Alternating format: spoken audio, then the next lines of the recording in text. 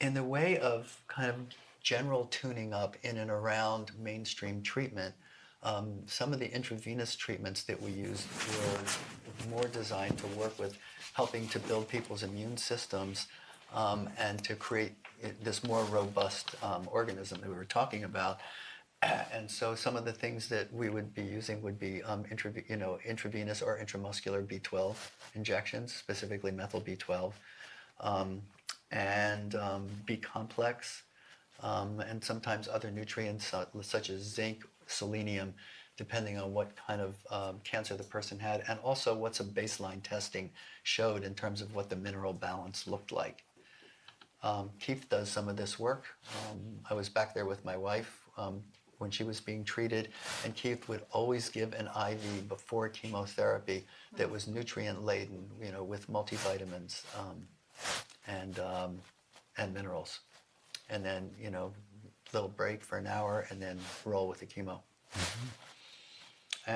And I think that most of the people doing this work are the naturopathic oncologists. They know about this. Right. They do this work, and especially if patients are anemic, either with low blood, either baseline anemia, from other conditions, or because of the cancer, or because of cancer treatment.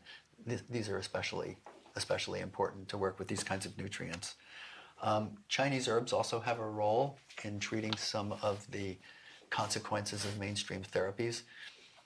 Traditional cytotoxic chemotherapies, the ones that you're all familiar with, like cisplatin and the taxanes, 5-fluorouracil, drugs like that, they all have an effect on the bone marrow.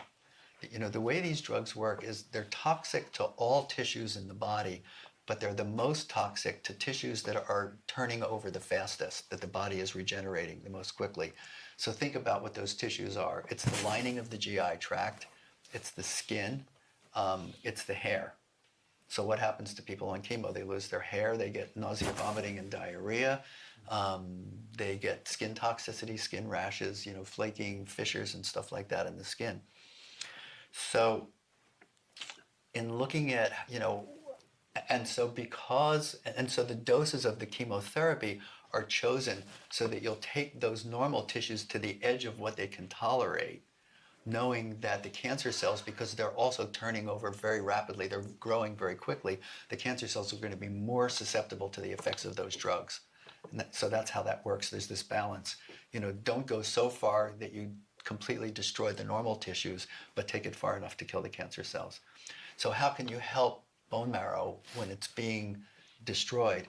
There are prescription drugs that are given by injection to restore the function of the white cells, things like Neupogen and Neulasta, and they work very well. But there are also Chinese herbs that can help, and can help across the board with both white cells, red cells, and platelets. The one that we used to use is called Marrow Plus, like bone marrow plus. We learned about that one from Michael Brofman, mm-hmm. And that was helpful. And sometimes the intravenous protocols will help as well with the general nutrients. Which intravenous protocols are you The one that we talked about using the B complex, B12, okay. Some of the minerals, zinc, selenium, potassium.